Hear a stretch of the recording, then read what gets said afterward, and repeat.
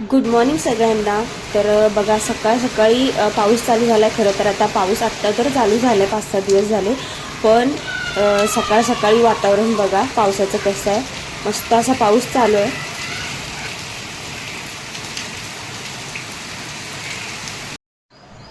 मी खालून तुम्हाला दाखवलं होतं की पाऊस कसं चालू आहे आणि वरतून बघा दाखवते. आणि ढग तर एकदम असे काळे झालेले आहेत आणि झाड बघा कसं हिरवंगार झालेलं आहे. आपण झाडांना पाणी घालतो, पण जे नैसर्गिक पाणी मिळतं ना झाडांना, त्यावेळेस झाडांचं रूप आहे ना अगदी वेगळंच दिसतं. एकदम हिरवंगार असं झाडं दिसतात, म्हणजे छोटे किंवा मोठे.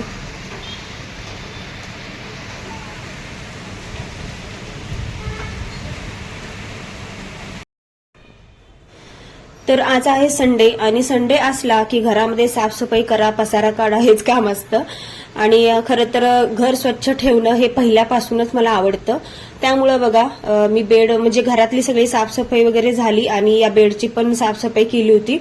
आणि जर त्याच्या खाली मच्छर वगैरे बसले असतील तर ते जावे म्हणून ना मी एक धूप लावून ठेवला होता त्याच्या खाली.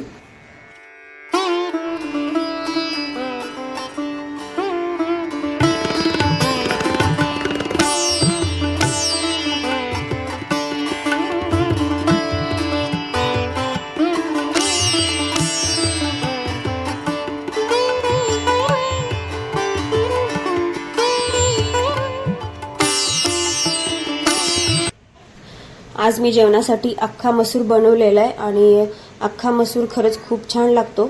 आणि एका साईडला मी पीठ मळून ठेवलंय. तर चला मी आता चपात्या पण करून घेते. चला तर इकडे चपात्या सुद्धा बनवून रेडी झालेल्या आहेत. आता बाकीची कामं आवरून घेते. आता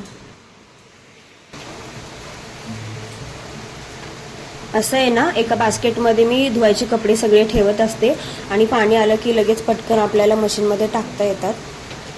सकाळी पाणी येतं 7ला आणि पाणी आल्या आल्या पहिल्यांदा मशीन लावावी लागते, कारण सकाळी पाणी चांगलं फ्लोमध्ये असतं. त्यामुळे कपडे पण चांगले स्वच्छ धुवून निघतात. आणि वॉशिंग मशीन असल्यामुळे ना माझं इतकं मोठं काम हलकं झालेलं आहे काय सांगू. आणि एका साईडला मशीन सकाळी लवकर लावल्यामुळे ना एका साईडला कपडे धुवायचं सुद्धा काम चालू असतं आणि घरामध्ये आतली पण कामं चालू असतात. मग असं पटपट कामं आवरून मी 10 वाजेपर्यंत माझ्या ड्युटीवर जात असते. आणि खरं तर या मशीनमध्ये कपडे इतके स्वच्छ निघतात, खरंच खूप छान स्वच्छ धुवून निघतात.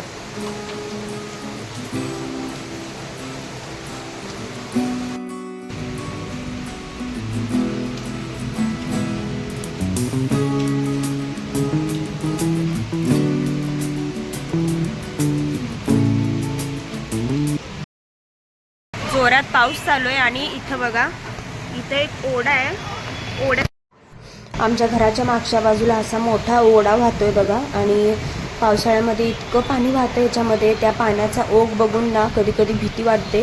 कारण हा आहे ना खूप लांबपर्यंत, म्हणजे कुठे जाऊन मिळतो माहीत नाही, पण खूप लांब लचक असा हा ओढा आहे.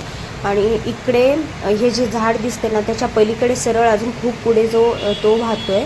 आणि इथून म्हणजे पाण्याचा इतका ओघ असतो ना, ते वरनं बघितलं की पाण्याला भीती वाटते. आणि इकडून वरनं येतो बघा, ह्या डाव्या साईडून वरतून हा ओढा वाहत येतो आणि खूप मोठा आहे हा तसं तर बापरे भरपूर पाणी वाहतं आता.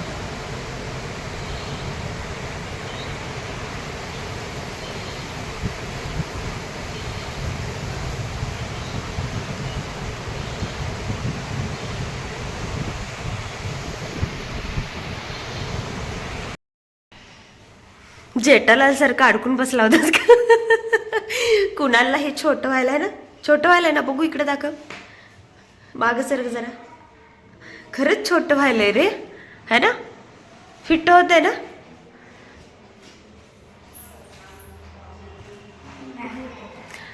छोटं व्हायलंय ना, चल तुला दुसरं आणूया.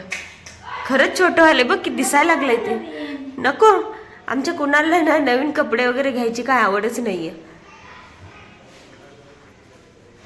टीव्ही मध्ये बघायला लागलाय बघ, नीट आहे की नाही, है ना. चला तर बघा, आज होता संडे. कारण असं होता का म्हणते मी, कारण आता 5 वाजून गेलेत आणि सकाळपासून ना इतकी कामं होते घरातले. तर ते कामं आवरता आवरता अक्षरशः 4 वाजता माझी कामं संपले आणि मला बाहेर जायचं होतं कुणालच्या. काही गोष्टी आणायच्या होत्या त्यासाठी. थांब कुणाला हलवू नको. तर त्याच्यासाठी काही गोष्टी आणायच्या होत्या, त्यासाठी बाहेर जायचं होतं. पण पाऊस पण कंटिन्यू चालू आहे आणि घरातली कामच आज अक्षरशः 3:45 वाजता झालेत. त्यामुळं मग मी खूप दमले होते. मग बाहेर काही जाता आलं नाही. तर आता थोडंसं म्हटलं इथल्या इथं जरा आंबेगावात फिरून येऊया, भाजी वगैरे काहीतरी घेऊन येऊया. तर त्यासाठी आम्ही चाललो आहे. तर कुणाला म्हटलं हे जर्किन त्याला असं छोटं व्हायला लागलं आहे, तर चल नवीन घेऊ. तर नको म्हणते, त्याला नवीन कपडे वगैरे घेऊ म्हटलं ना, नकोच म्हणते.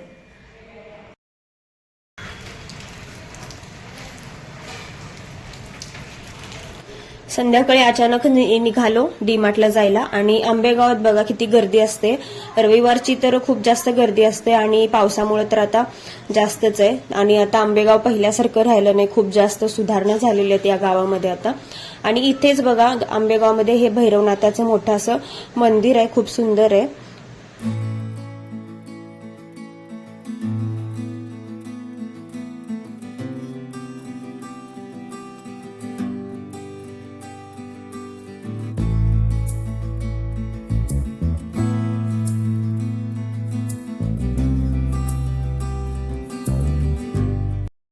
डीमार्टला गेलो, पण जाताना काही जास्त पाऊस नव्हता, पण येताना इतका पाऊस भयानक होता आणि जवळजवळ आम्हाला अर्धा तास तरी रिक्षा भेटली नाही. आणि नंतर योगायोगाने एक रिक्षा आमच्या साईडला जात होती, तर ती रिक्षा आम्हाला घेऊन आली. कारण कसं आहे, डीमार्ट ते आमचं घर अंतर फक्त 15-20 मिनिटाचं अंतर आहे आणि म्हणजे जवळचं अंतर आहे.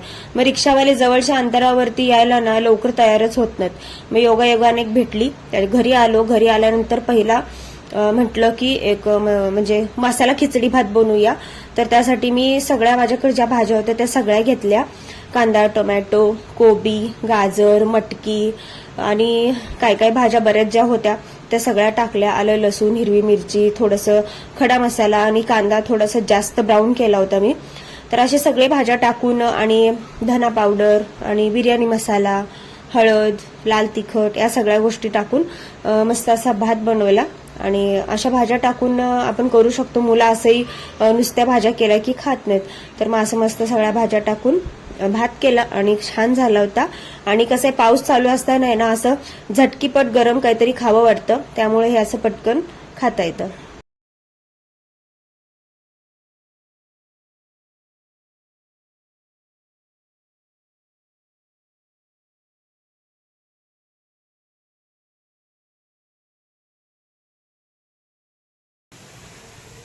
नाही भिजले ना? पाऊस जोरात यायला ना? नाही, तुम्ही येताना बारीक झाला काय? होय काय, कमी झाला असेल आता. भिजलं नाही का मग? ह्या बॅगेत सगळा ह्यांचा संसार असतोय. चला, माझं कुकर तिथं बोलवायला. चला, तर रात्री ब्लॉग एंड करायचा राहिला होता. कुणालचे पप्पा आले आणि आमची जेवण वगैरे झाली, सगळी कामावरून झाले आणि नंतर ब्लॉग एंड करायचा विसरून गेले. तर म्हटलं आज करावा, म्हणजे दुसऱ्या दिवशी. तर चला, आमच्याकडे तर खूप पाऊस आहे पुण्याला. तुमच्या इकडे कसा आहे आणि तुम्ही कुठून पाहता हे नक्कीच सांगा. आणि पोरांचा गोंधळ चाललाय. तर चला, आजचा ब्लॉग कसा वाटला हे नक्कीच सांगा. आणि सगळ्यांनी चॅनलला लाईक करा, शेअर करा, सबस्क्राईब करा.